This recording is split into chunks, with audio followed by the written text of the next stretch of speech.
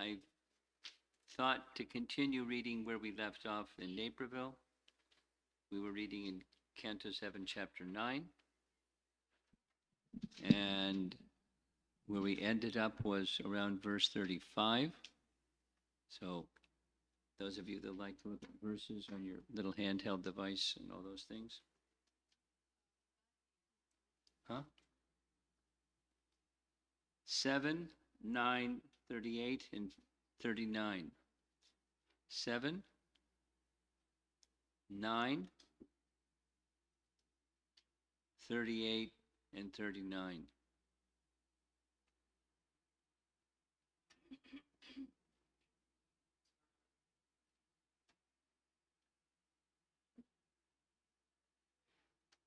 You need something?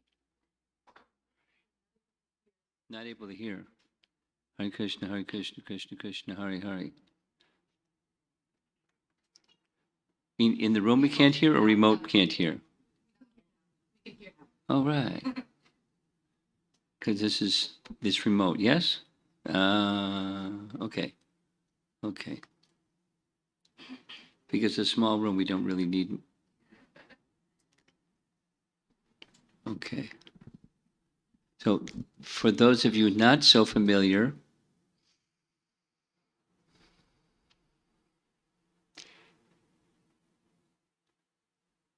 Prahlad Maharaj is the son of Hiranyakasipu. Hiranyakasipu and his brother Hiranyaksha were the first two of the appearances of giant Vijay in this world as demons. Hiranyakasipu was really big. Really big. There's a description, trying to recall where the description is found. But maybe as I'm describing it, I'll remember. Ravana was the second. So, Kumbhakarna and Ravana were the second. Hiranyaksha, Hiranyakasipu.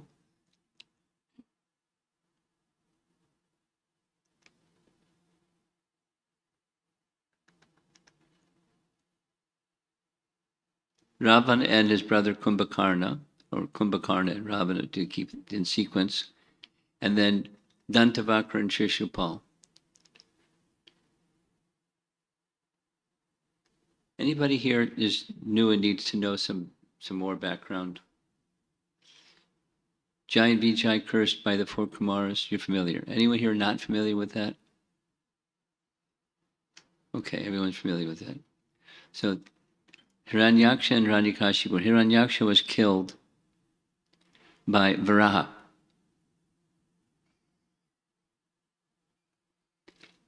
And Lord Nrsimhadev killed Hiranyakasipu, and that takes place in chapter 8. This is chapter 9 of Canto 7. So next time around, where exactly did Hiranyakasipu go after he was killed by Lord Nrsimhadev? I've been unable to find a precise description of where he went, but he went to some higher region, doesn't say where, and after a long period of time he took birth again, because what he received from being killed by Lord Nrsimhadev was he was relieved of so many sins, and he did many sins, Hiranyakasipu, many sins, but his slate was clean. But he wasn't awakened to the stage of bhakti yet, and so he appeared again as Ravana. And Hiranyakashipu appeared again as Kumbhakarna. So when Ravana was on an attempt to conquer the world, he went down to the Patala region. And in the lower planetary region, we find in the Bhagavatam, it's very interesting. Bali Maharaj is still there. in Sutala. But there's a place where it's described that Bali Maharaj will be the next Indra, in the next Manu. Bali Maharaj, who's in Sutala, one of the Chiranjivas, long-living entities, and he'll become the next Indra during the next Manu number 8. So Bali Maharaj is still there, and during the time of Ravana, he went to, because he heard Bali was a great hero, that he wanted to also do battle with Bali Maharaj. Bali Maharaj smiled and said, "Tell you what, I know that you're very fond of gold. You see that mountain of gold over there, you can just take it, it's yours." And Ravana tried to lift it, and he couldn't lift it. And he tried and he tried, he was very powerful, he couldn't lift it. And Bali Maharaj said, "That's the earring of Hiranyakasipu. It's one of his earrings. And when he was killed, it fell to this Sutala region. So you were already killed by Lord Vishnu in your previous life. In your previous life as Hiranyakashipu, you were killed. So you're in for it. So, don't fight with devotees. It's not a good plan." And Ravana was embarrassed and left. Hiranyakashipu was really big and really powerful. So he was killed by Lord Nrsingadev. And what happened in chapter 8, demigods came to offer prayers to calm him down. He wouldn't calm down. Beginning of chapter 9, the goddess of fortune was too afraid. She had never seen this form of the Lord before. She wouldn't even come forward. Brahma asked Prahlad to come forward to offer prayers. Purpose of that prayers was to bring the anger feature of Lord Nrsingadev down. It happened as soon as he stepped forward. And he placed his hand on Prahlad's head, celebrated scene, and Prahlad's body erupted in ecstasy, and he began speaking very beautiful prayers, and we're in those beautiful prayers. And something we learned yesterday, was it yesterday? It was yesterday. I think it was yesterday. Yeah. That there's in 37, there's mention of Lord Hayagriva.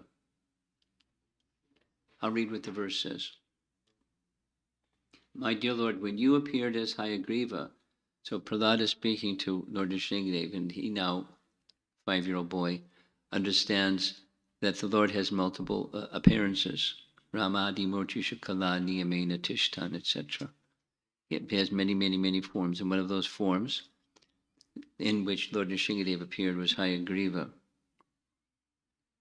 "My dear Lord, when you appeared as Hayagriva with the head of a horse, you killed 2 demons known as Madhu and Kaitaba, who were full of the modes of passion and ignorance. Then you delivered the Vedic knowledge to Lord Brahma. For this reason, all the great saints accept your forms, plural, as transcendental, untinged by material qualities." So at the end of the class, Jyotirmaya said, "In my childhood, growing up in Sri Vaishnavism, it was our daily practice. We would go to the nearby temple of Hayagriva, offer a certain prayer, which I'm not familiar with. Maybe somebody here in the room is familiar with. It's a prayer to Hayagriva that as he bestowed transcendental knowledge to Lord Brahma, then Saraswati also received that transcendental knowledge, so may that transcendental knowledge come to us, your devotees." And she wanted to know, is there any kind of emphasis like that other than this very simple mention of Hayagriva here in the Bhagavatam? And I'm unaware, but I didn't know. So it's not worship. They're Vaishnavas, they're Sri Vaishnavas, they're not worshiping Saraswati. They're worshiping Hayagriva, who gave knowledge to Brahma, And because Saraswati is the wife of Brahma, she also received that knowledge. And so that, just to mention, that came out yesterday. The verse after that one is where we're going to begin. This is verse number 38. It begins another section. In this way, my Lord, you appear in various incarnations as a human being, an animal, a great saint, a demigod, a fish, or a tortoise, thus maintaining the entire creation in different planetary systems and killing the demoniac principles. According to the age, O my Lord, you protect the principles of religion.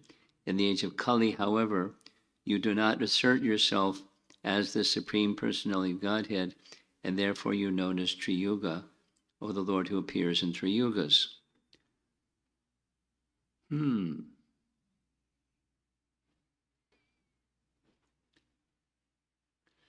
I'll read the purport. It's a nice purport. You can only imagine what Prabhupada is going to say, but we'll hear what Prabhupada has to say. But this was a point of discussion between Sarvabhauma Bhattacharya and his brother-in-law Gopinathacharya.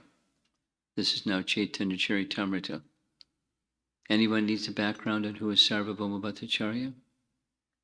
Does anyone need a little biographical sketch? Okay. Sarvabhauma Bhattacharya was the chief priest of the king of Orissa. At that time, the kingdom of the king of Orissa was much bigger than the state of Orissa today. Extended into the southern part of Bengal and extended down into Madras and Tamil Nadu. And he was a very powerful king. So powerful was King Prataparudra that the invading armies of Pathans were unable, Muslim rulers, were unable to enter into his kingdom because he was such a powerful Kshatriya. So he was a good Kshatriya, and he was a great Vaishnav.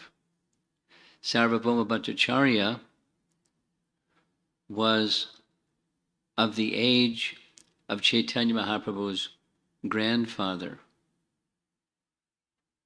And he had a personal family relationship with his grandfather and also his mother. His maternal grandfather was a great, great scholar, and so was Sarvabhauma Bhattacharya. He was such a great scholar, there's details and details, but he became so impressive as a scholar that king from Orissa, King Prataparudra, invited him to leave Navadvip, which was where he lived before, which is where Mahaprabhu appeared. He let to come and become my chief priest in Puri, which was a big deal because Puri is a celebrated place, and he became the chief priest. However, he had inclinations that were impersonal, or more specifically, he was a vast scholar of the Shankara's teachings. And he was vastly learned in the scriptures. He didn't just know Shankaracharya's Sharirak Bhashya, he knew the scriptures thoroughly.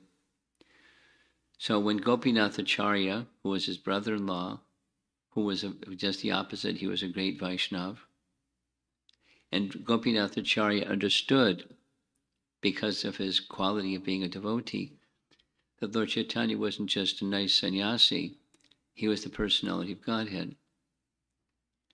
And so the brother-in-law is telling the brother-in-law, Gopinath is telling Sarvabhauma Bhattacharya, you're very, very fortunate, because in this kingdom, the personality of Godhead has come in the form of a young sannyasi. And Sarvabhauma Bhattacharya said, well, wait a minute, let's consider what you're saying. It says in the Vedas that there's the absolute, the Lord appears in only three yugas, and therefore his name is Triyuga. I mean, something similar. And Gopinathacharya responded, let's see how Prabhupada responds. Gopinathacharya responded more or less saying, he's called Triyuga because in this present age of Kali, he doesn't reveal himself as the Supreme Person, therefore he's called Chana avatar, but there's avatars in every age of every one of the four yugas. And he referred to, there's a discussion in Canto 11, Chapter 5. The discussion is between the King Nimi and the Navayogendras. And one of the questions asked by King Nimi is, please describe the incarnations of the Lord.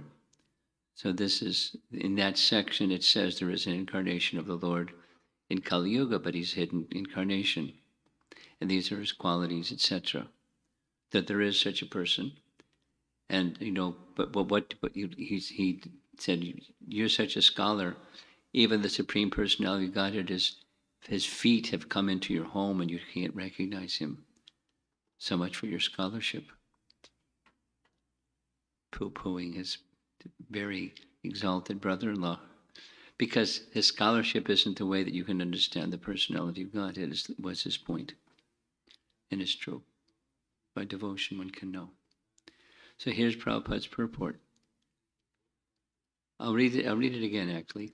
According to the age, O my Lord, you protect the principles of religion. In the age of Kali, however, you do not assert yourself as the Supreme Personality of Godhead, and therefore you are known as Triyuga, or the Lord who appears in three yugas. Purport. As the Lord appeared, just to maintain Lord Brahma from the attack of Madhu and Kaitaba, he also appeared to protect the great devotee Prahlad Maharaj. Similarly, Lord Chaitanya appeared in order to protect the fallen souls in Kali Yuga. There are 4 yugas, or millenniums, Satya, Treta, Dwapara, and Kali. In all the yugas but Kali Yuga, the Lord appears in various incarnations, and I'll read it again. In all the yugas but Kali Yuga, the Lord appears in various incarnations and asserts himself as the Supreme Personality of Godhead. But although Lord Chaitanya Mahaprabhu, who appears in Kali Yuga, is the Supreme Personality of Godhead, he never asserted himself as such. In the contrary, whenever Chaitanya Mahaprabhu was addressed as being as good as Krishna, he blocked his ears with his hands, denying his identity with Krishna because he was playing the part of the devotee. Lord Chaitanya knew that in Kali Yuga there would be many bogus incarnations pretending to be God, and therefore he avoided asserting himself as the Supreme Personality of Godhead. Lord Chaitanya Mahaprabhu is accepted as the Supreme Personality of Godhead, however, in many Vedic literatures, especially Srimad Bhagavatam. Here's that reference, the discussion between King Nimi and Karabhajana Muni, one of the Navayogendras. Krishna Varnam Tursha Krishnam, Sangopangashtra Parshadam, Yagyai Sankirtana Prayayar, Yajantihi Sumeda Saha. In Kali Yuga, intelligent men worship the Supreme Personality of Godhead in the form of Sri Chaitanya Mahaprabhu, who is always accompanied by his associates such as Nityananda, Advaita Gadadhar, and Srivas. The entire Krishna consciousness movement is based on the principles of the Sankirtan movement inaugurated by Sri Chaitanya Mahaprabhu. Therefore, one who tries to understand the Supreme Personality of Godhead through the medium of the Sankirtan movement knows everything perfectly. He is Samedas, or a person with substantial intelligence. Interesting. Canto 7, Chapter 9. The Lord is Triyuga. Right after describing him as Hayagriva, protecting Lord Brahma from Madhu and Kaitaba stealing the Vedas. Very, very early at the dawn of creation, Lord Vishnu appeared in that form, Hayagriva.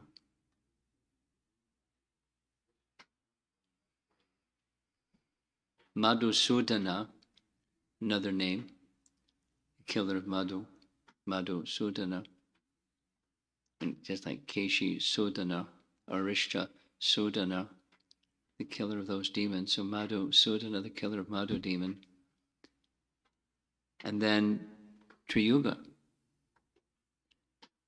And specifically, it's the explanation, the qualifying explanation is that he doesn't assert himself as the personality of Godhead, or he conceals his identity as the personality of Godhead. Although he did many things, so many things, to show his divinity, one of the things that Prabhupada says, several things Prabhupada says about identifying avatars or forms of the Lord. They're predicted in Scripture, that's one. So if he's predicted in Scripture, why is he known as Triyuga in Kali Yuga? Because he's Chana avatar, he's hidden. Although he exhibited transcendental characteristics, not just the taking of sannyas that seems to be quite ordinary. I mean, many people take sannyas, so it's what's so extraordinary. But many, many, many, like miracles, Chaitanya Mahaprabhu performed. And to select people, he revealed his divinity. Many of you know. He revealed himself to Sarvabhauma Bhattacharya. Later, he revealed his six-armed form to Sarvabhauma Bhattacharya, described in Scripture. He revealed his form as Radha Krishna to Ramananda Roy. And besides revealing his form, he performed miracle cures. Vasudeva the leper in one town in the course of his South Indian travels, and many such things. He performed miracles that ordinary persons can't do, but he was concealing his divinity for the most part, at least to people in general. And in certain circumstances, he performed pastimes, making it clear who he really was in transcendental position. And so the comparison in the purport is, as Hayagriva came to protect Brahma, so also the personality of Godhead as Chaitanya Mahaprabhu came to protect the people of this age of Kali from the difficulties of dealing with the misleading personalities in this age of Kali that would mislead people to wrong conclusions. And boy, oh boy, there's so many wrong conclusions.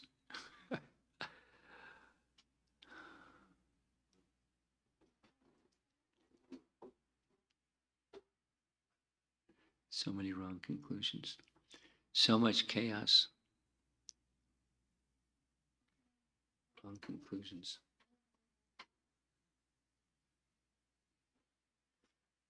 Somebody, a god brother, forwarded me today a TED talk that is now banned on TED because the academic advisors banned it to be reshown, but it's still, there's a YouTube recording. Anyway, the TED Talk person was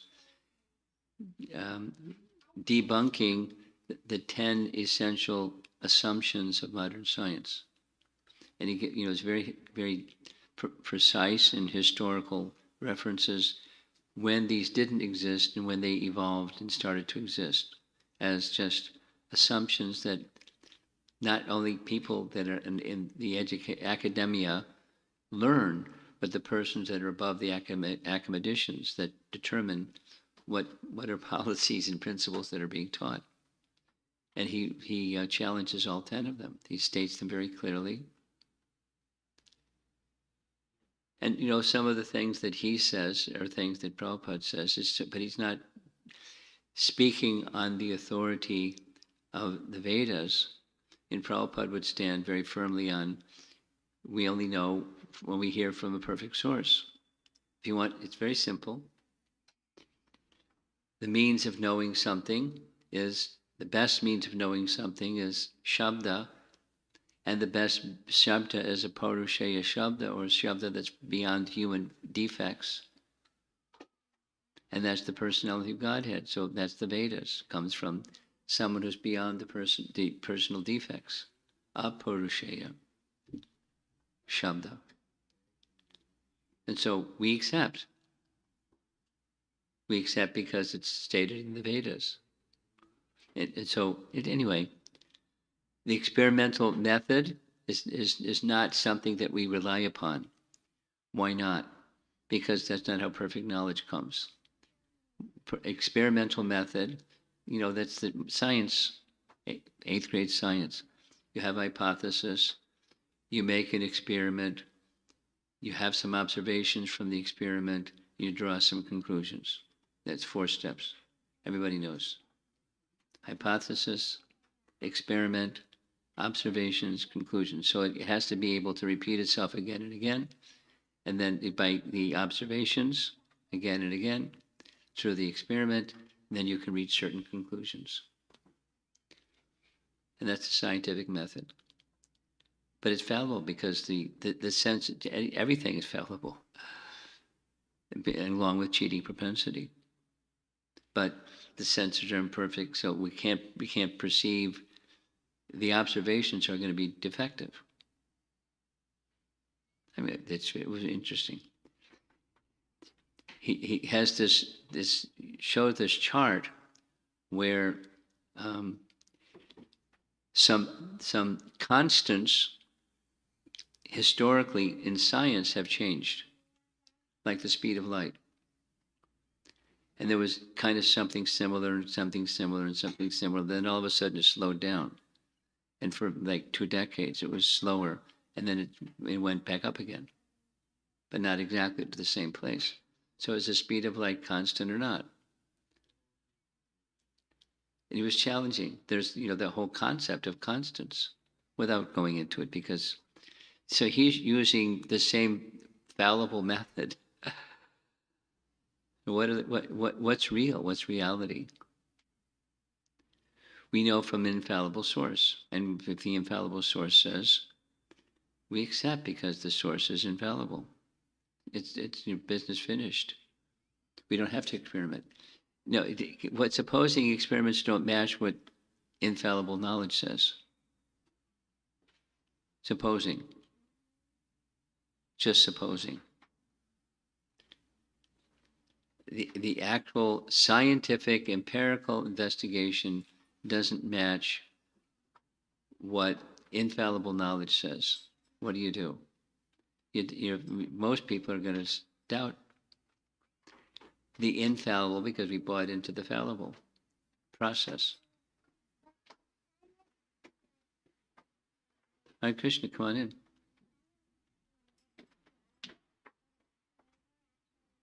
We're talking about science. Science in the Vedas. We're reading from Canto 7, Chapter 9, which is Prahlad's prayers to Lord Nrsingadev. And the verse we just read in the purport is where there's an explanation of, this for those who just came in, by the way, just giving you a review where we are. Chaitanya Mahaprabhu appears in the age of Kali without disclosing or by concealing his divinity, his being the Supreme Person. For that reason, because he doesn't reveal himself as the Supreme Person, one of the names of the Supreme Lord is Triyuga, because he appears in 3 yugas and discloses, but he appears in all the yugas. And there's a reference from 11th Canto, Chapter 5, describing the incarnation of the personality of Godhead in Kali Yuga.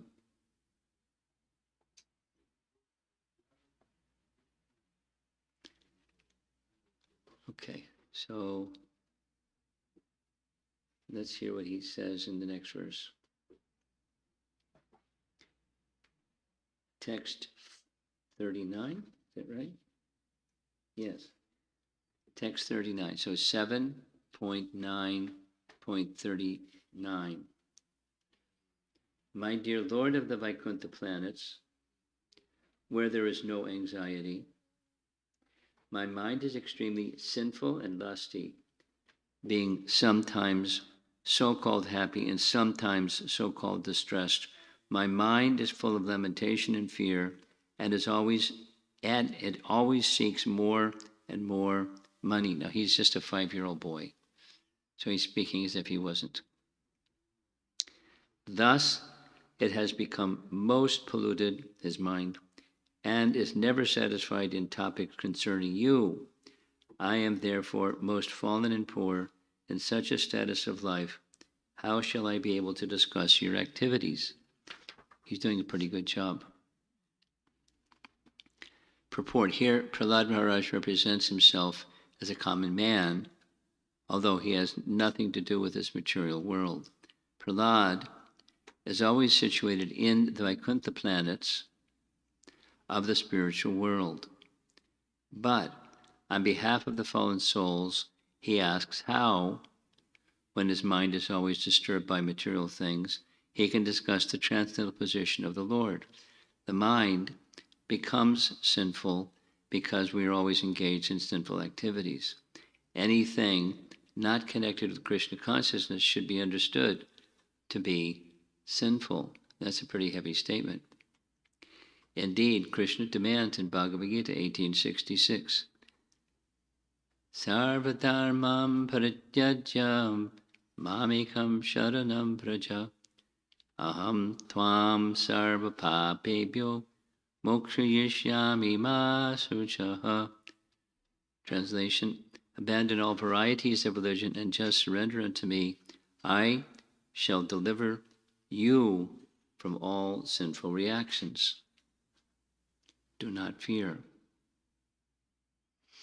As soon as one surrenders unto the Supreme Personality of Godhead Krishna, Krishna immediately relieves one of the reactions of sinful activities. Therefore, one who does not surrender to the lotus feet of the Lord should be understood to be sinful, foolish, degraded among men, and bereft of all knowledge because of atheistic propensities. This is confirmed in Bhagavad Gita 7:15. Namam duskritano mudha prapadyante naradama mayaya parittagyana asaram bhavamashrita.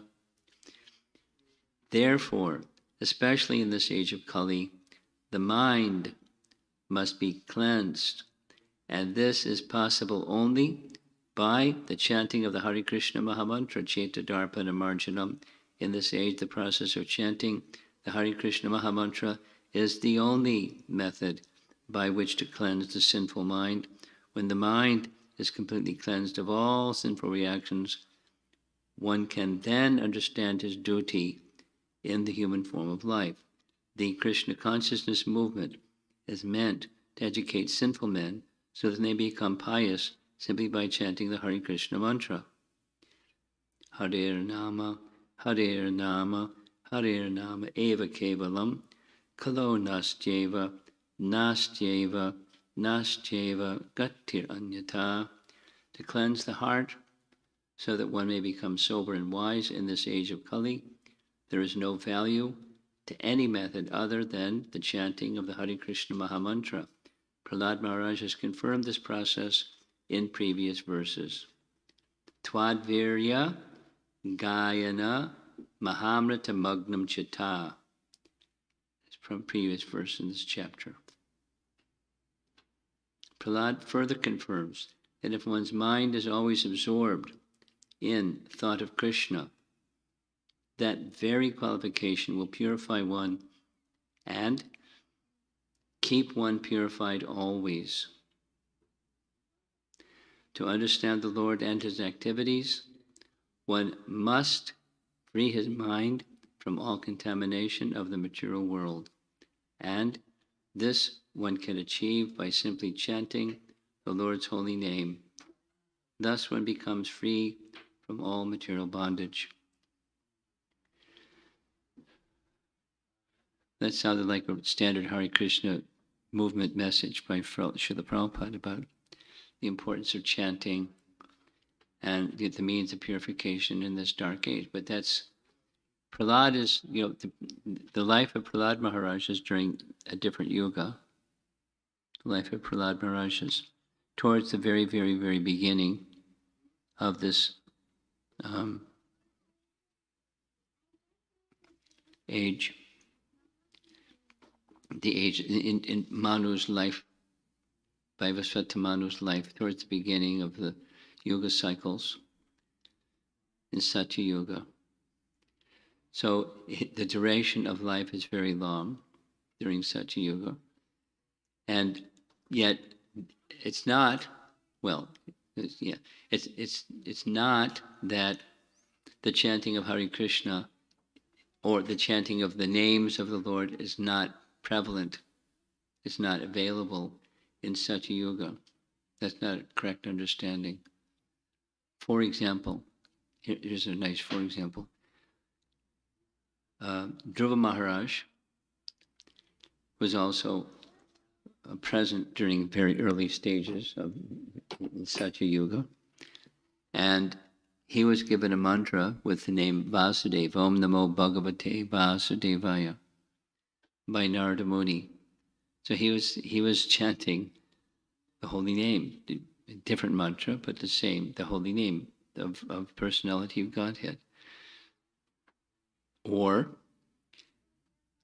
in the previous yuga, in the yuga in which Lord Ramachandra appeared, the devotees were chanting Ram's name.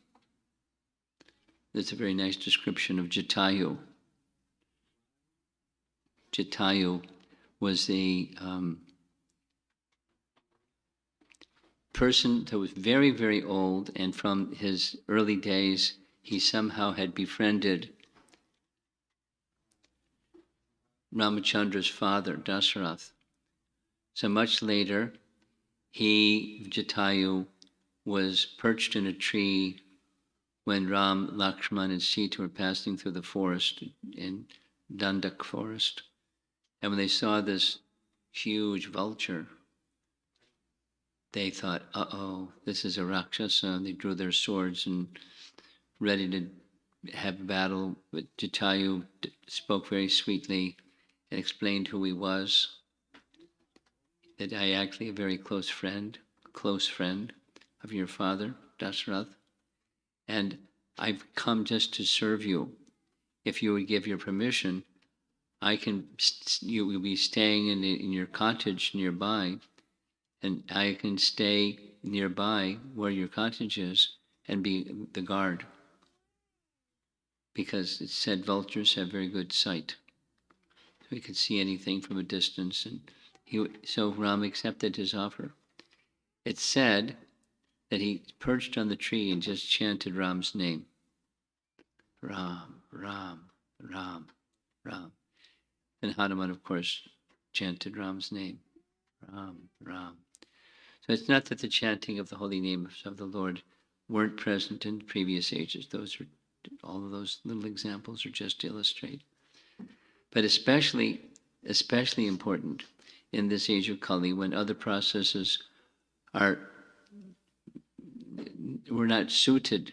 They're not suited for the process, are not suited for us, and we're not suited for those processes. So something very simple that everyone can do. Old people, young people, educated, uneducated, everyone can participate in chanting the holy name, and it's meant to be done regularly, and it's meant to be a joyful process of chanting. And Mahaprabhu was chanting and dancing. As the primary means, not only Prabhupada is making it stronger, not only the primary means, but the only means, based on this nice verse, Hare Nama, 3 times. Hare Nama Eva Kevalam, Kalo, in this age of Kali, Nastyeva, Na Asti Eva. There isn't another process, certainly, in 3 times, for absolute emphasis. There isn't some other process. So it doesn't mean that the Hare Krishna movement is the only, the truth, the light, and the only way, and all those things. That's not the idea. It's the calling of God's name to awaken the forgotten state of our eternal relationship with the Supreme. Many, many, many places, Prabhupada would say, it doesn't matter. This ism, that ism. This practice, that the principle is turning one's attention to the Supreme Lord. The most effective means, or the only means that's really going to be effective, is calling the names of the Lord. So prayer has calling of names of the Lord. And sometimes it's just addressed in this neutral, O Lord, O Supreme Lord, or O Supreme Father, or something that's a little bit neutral. But calling his personal name is most effective. And he has many, many names. Bahunam. He has many names.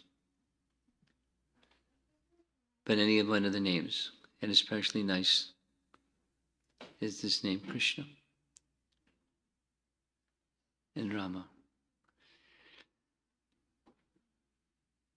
For cleansing and making one qualified, because the prayer, the verse we just read, Prahlad is asking the Supreme Lord, I'm disqualified this way, that way, the other way.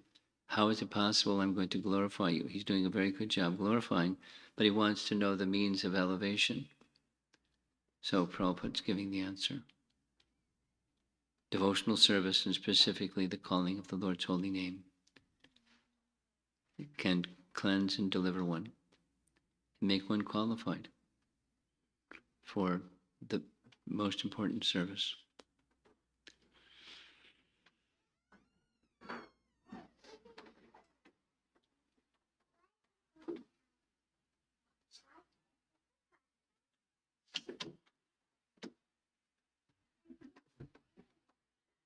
Was it a good class over there? Working with Huh? working with Meeting. He was on a meeting. Oh, you were in a meeting. I thought you were with the kids. Oh, something with the kids. oh. Okay, I won't ask. So let's see if there's some discussion on these two verses or anything else you'd like. Yes. Hare Krishna Maharaj. I had a question about his name Triyuga. Triyuga being a name of Lord Vishnu, Lord Krishna. Yes. So Lord Chaitanya is a Chana avatar, but Kalki is one that's not a covered avatar, and he's Lord Buddha too. right. So that's what my question was. You were going there. I preempted. Yeah. But they don't show themselves as the personality of Godhead. That's the idea. That's the main idea, Triyuga. Should I read it again? I'll read it again.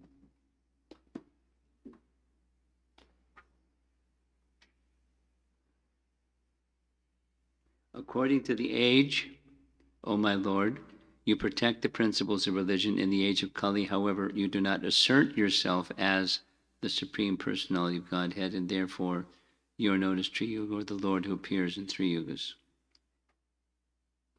So that's the factor, asserting themselves. Now, through Scripture, we know that there's Lord Chaitanya. Through Scripture, we know there's Kalki. Through Scripture, we know there's Buddha. Through Scripture, we know, but through Scripture, we know, and otherwise, he's Triyuga, because he's not asserting himself in the same way as in the other yugas.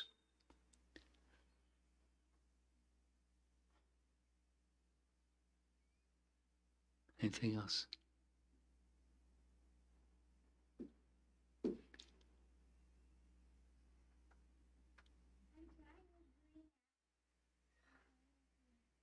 Yeah, go ahead. Go ahead. Sure, no one else is putting their hand up. It's not. It's a little bit related to something you said today. I've been thinking about perfection, and just the definition of that in relation to Krishna, because one part is it's hard to like, obviously I'm not perfect, and No. yeah. And then we hear that Krishna is a perfect person, and we're not used to interacting with perfect people, and it makes it seem of very mechanical, very like Why mechanical? because I don't know, maybe we're just not used to seeing someone, or I don't know. Also, another thing is that perfect sounds like it would be different for everybody, like someone's idea of perfect. That's a nice point. So do you want, what do you want, what's your question? So How do we deal with the word perfection? Because it's an obstacle for you. I was looking for maybe a definition in terms of Krishna consciousness. Oh. Yeah. But first of all, a little sharing.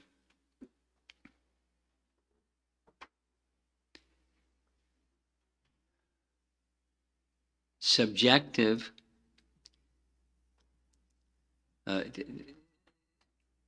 we did this, before coming here to Naperville in Chicago, I was in upstate New York for about 8 days, something like that. And most of the places we went to were new people. And most of of those new people, there were 95+% were non-Indian, so they're Western people, or not, not from Indian families, and so they really don't have the background orientation towards the foundation of the Vedas. So the topics by design and necessity were a little introductory. So that, and part of it, particularly there were 4 universities, it was inviting their thoughtfulness to try to get a little bit closer to the picture of, for example, what's success and what's failure, and what's happiness and what's not real happiness. So it came out in different age groups and different situations. One of them was at Cornell, and the conclusion of like a little breakout session is the idea of success is quite subjective. So what's success for one person is not the same as success for another person. It's not the same. Although there's societal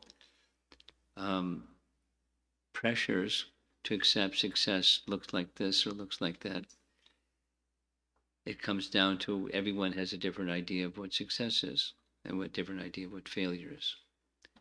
So, what to speak of perfection? So we're in the relative world where, relatively speaking, success is something and for somebody and something else, and perfection is something else. So what is it? What, from a Vaishnav, your question is, what does perfection look like? How would we define what it is? Who is a perfect person? So in very simple terms, every living entity, every person in this world has defects. So the perfect person is one who's beyond defects. And what are those 4 defects? We start with imperfect senses. So imperfect senses means, of necessity, there's a body, and the body has senses.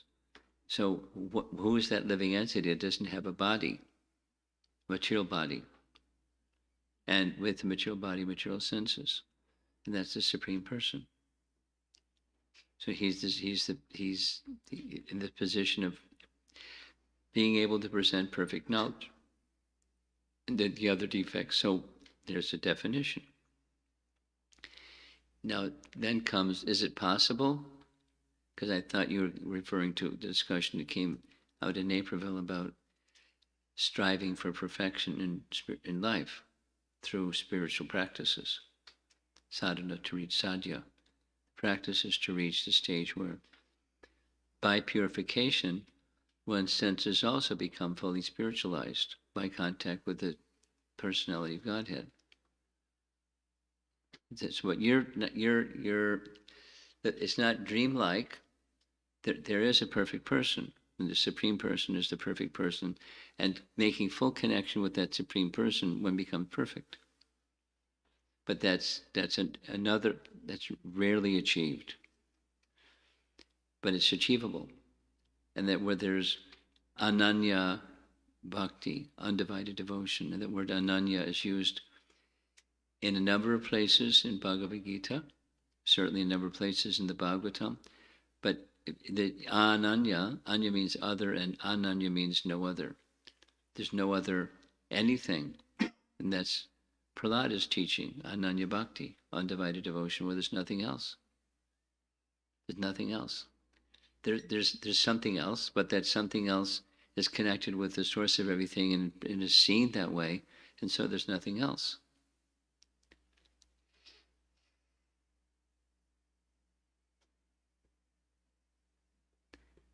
So perfection in human life is to make that connection with the perfect person, and there's nothing where there's nothing else but that relationship, and that's rare, because most souls there is something, there's divided, something for God and something for me.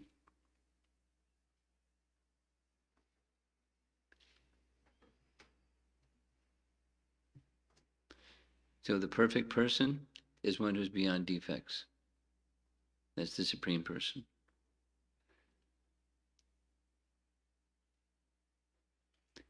And then you could say he's filled with so many, besides the defects, he's filled with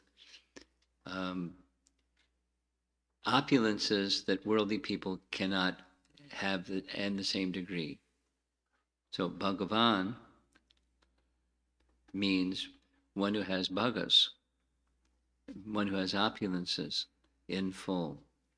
That's the perfect person. And others can have some of those opulences, but they're borrowed opulences, and sometimes there's more, sometimes there's less, and this goes up and down like a Ferris wheel. But so a perfect person has all opulences in full. And thus that person, being in relation with such a person, one can also become full. For example, full in knowledge, by being connected with the perfect person who is all knowledge personified.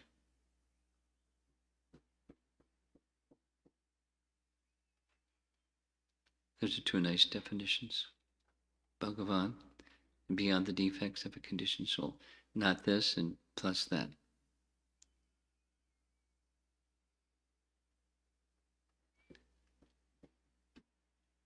Others?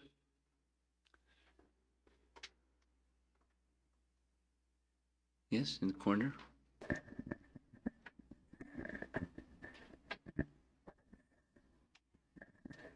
Recently there was Ramanavami, and one of my devotee friends asked me about the significance of Rama in the Mahamantra, and I feel like there's a lot of explanation sort of that I heard, but I couldn't answer his question. So how would you answer it? Well, let me see if I've got the question correct before I answer. Yeah. In our Mahamantra, there's the name Rama. Yes. And how are we to align ourselves? What are we to understand when we're calling Rama's name? Who or what are we calling when we call Rama's name? Yes. Yeah, that's the question. Yes. Well, there's different ways of looking at that question or the answer to that question. Sometimes the question goes, are we referring to Lord Ramachandra or are we referring to Balaram? The answer, for the fourth time in the past week, Prabhupada right, both are right. But then another explanation that's more grammatical, Rama indicates pleasure, the reservoir of pleasure. Krishna also indicates the same, but Ram Rama, what the reservoir of pleasure. He's the abode of happiness. So we're calling that person who is the abode of all happiness, Rama. Krishna is all attractive. Rama means a reservoir of pleasure. Now, what does that mean? What does the reservoir of pleasure mean? It means that from which all pleasure comes. So all pleasure comes from a source, and transcendental pleasure is the source from which this is just a reflection. The material pleasure is a reflection of spiritual pleasure. It's not the real thing. And the real thing is spiritual pleasure. The real thing is Rama. So pleasure is not, the pleasure in the spiritual realm is being a servant of the one who's the reservoir of pleasure. In other words, material pleasure means my senses, and spiritual pleasure means the pleasure of Rama, the reservoir of pleasure. And my being in my position as a servant of the reservoir of pleasure, therefore it's Hari Rama. Oh, energy of that supreme Rama, please engage me in your service, because you are the reservoir of pleasure, and I'm searching happiness. And that was one of the topics that I spoke about when I was visiting in colleges recently. Search for happiness. They're searching for Rama, the reservoir of all happiness.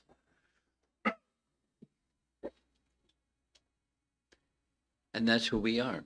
We're like we're part and parcel of the Supreme. So he's the reservoir of all happiness, or reservoir of all pleasure.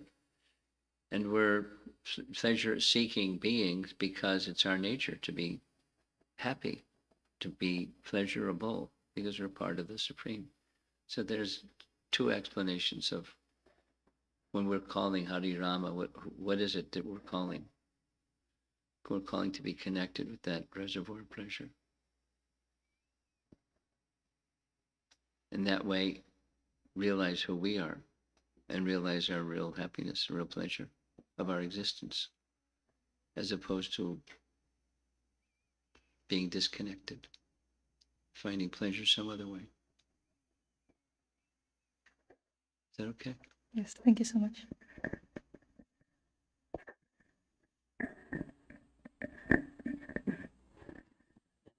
Online, okay. That's why we have a microphone so people remote can hear. So this is from Srida Prabhu. Guru Maharaj, are the names of partial incarnations like Dattatreya or Lord Kapila, Kalki, etc. considered neutral or is as potent as direct names of Lord Hari? Please kindly clarify my understanding. He's in Singapore. 12 hours difference. It's morning time for him.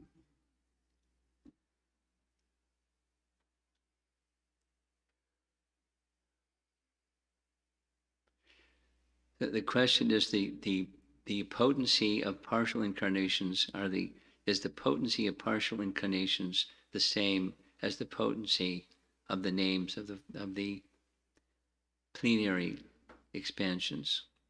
That's the question.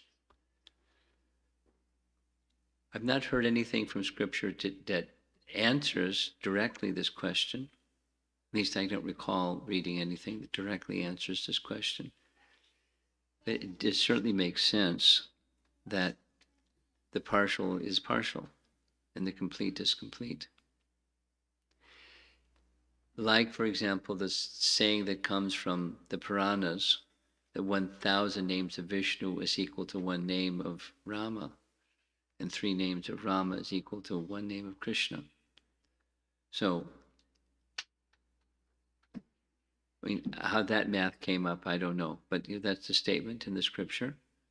And therefore, it makes sense by inference. Therefore, similarly, partial incarnations, the potency is not 100% the same as chanting these primary names. There's this saying that Bhaktivinoda Thakur writes about, there's primary and there's secondary names. The secondary names don't have the same effectiveness, although there's purifying. potencies in those secondary names. The secondary names he doesn't describe as partial incarnations, he describes them as indicating the quality or the position of. And then comes the name of the person. So that the primary name and the name of the position, or the title that goes with the position, or the quality carried by that person without the name of the person.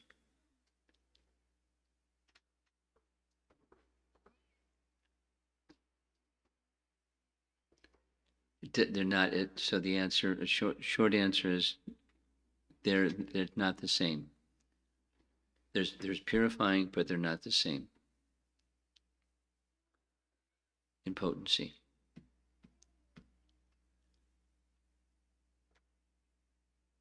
Anything else? Krishna, Krishna, Krishna. Okay, thank you so much.